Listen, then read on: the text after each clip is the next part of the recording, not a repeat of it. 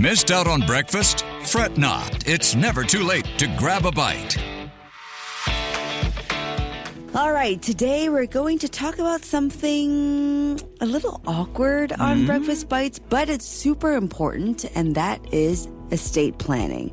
So let me ask you, when's the last time you thought about writing your will? Have you written one? Yeah, every other year I think about it, but I always put it off, thinking, hey, not something urgent, I'll do it next time. What about you? I haven't quite thought about writing one yet, but I will be a willing participant to this conversation and hear what you have to say. Okay, so I think it's fair to say if you're like us in your 30s or 40s, it's easy to be like, I'll worry about this another time. I'm young, I'm healthy, touch wood, right?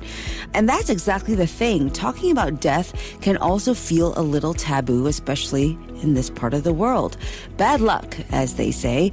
But if you have aging parents, maybe you have kids, or even if you're just thinking about growing your pile of savings and investments, it's never too early to think about who handles our money after we're gone.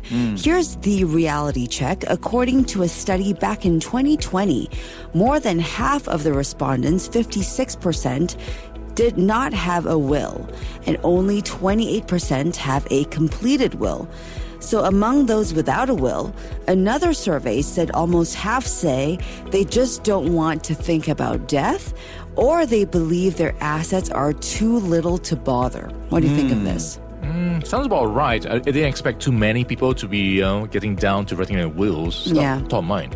Yeah, same here. I guess people are reticent because they fear the unknown. Yeah, so here's the deal. Even if you don't have fancy cars or giant houses, a will can make life so much easier for your family if the worst happens. Without one, the law decides how your estate is split, which can mean a lot of delays, extra costs, and for some cases, messy family arguments.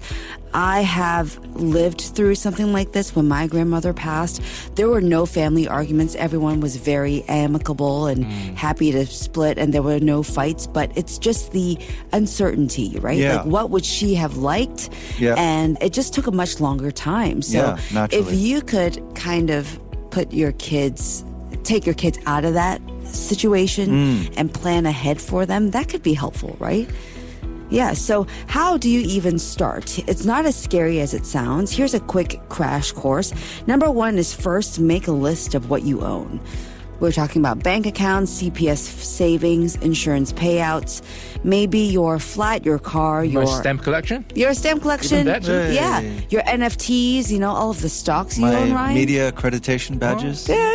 Let's just throw things out there now for the sake of it. Keep it safe. Yeah. Yes. Then next, you decide who gets what. Your spouse, your kids, maybe your parents, maybe a charity that you care about. If you've got young kids, this is crucial. And you can appoint guardians as well, so they're looked after by someone that you trust. Then you should appoint an executor. And that's the person who carries out your wishes, pay off your debts, distributes the money, closes the bank accounts. Pick someone reliable and practical. And I'm going to go ahead and say this, guys. Do not pick me, because I'm a very emotional person and I will probably mess things up for you. But you're also okay? a very trustworthy person. That is true. So for that reason, I would pick you. Aww. Am I going to be your executor? Executor. Ooh, Executor. I okay. just found out. It's executor. Executor, Yes. ladies and gentlemen. Yep. And finally, you should get it done properly. So remember, it needs to be committed in writing. You cannot just say it out to somebody and that's not going to hold any weight.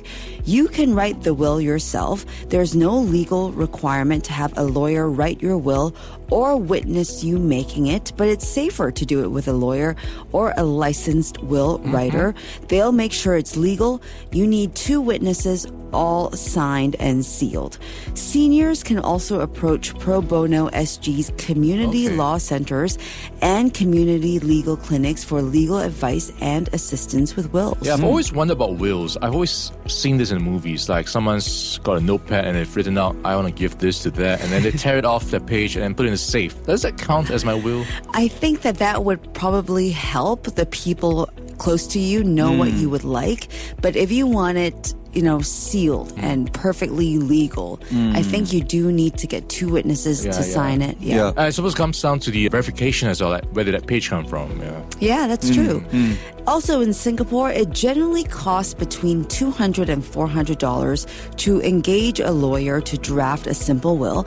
If your will is more complex, like you have overseas assets to will away, then your cost may go up to about $500 and up. But again, that's worth it. Yeah, it's also not a legal requirement to get a lawyer. So that's something to bear in mind. Yep. And don't forget, keep it somewhere safe and tell someone you trust where it is. I wouldn't just put it, under your bed or something.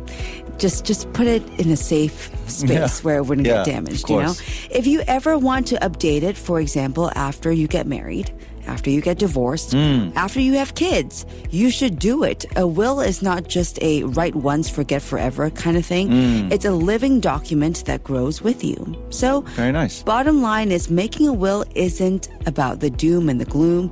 It's an act of love, actually. You're protecting your family from stress and legal headaches when they should be grieving and remembering you. Oh, man. Not fighting over who gets the HDB or the family cat, right? Or Ryan stamp collection. So that's your Breakfast Bites for today. A little reminder that planning ahead is not morbid. It's just being responsible.